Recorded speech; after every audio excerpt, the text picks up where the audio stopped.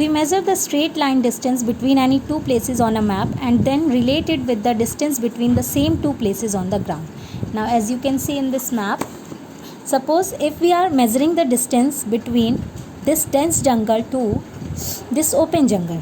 So if we measure the distance on a map, first of all we measure the distance on a map. Suppose from dense jungle to open jungle the distance is 5 centimeter.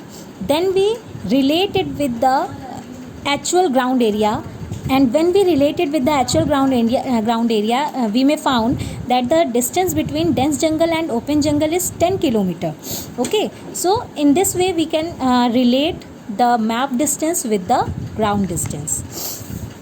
And for this, first of all we measure the straight line distance between any two places on a map, then we relate it with the two places on the actual ground. The distance between any two places on a map measured along a straight line is called map distance. And the distance that we measure on a map, suppose we are measuring the distance between two places on a map. If we are measuring the distance between dense jungle and open jungle, so this distance will be known as map distance because we are measuring it on the map. In the same way, the distance between the same two places on the ground measured along a straight line is called a ground distance.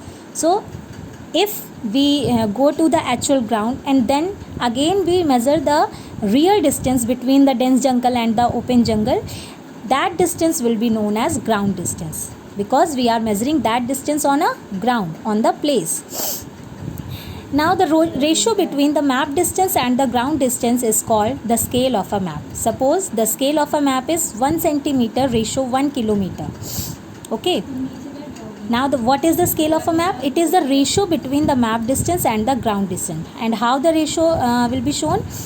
Like 1 centimeter ratio 1 kilometer means 1 centimeter on the map is equal to the 1 kilometer on the ground.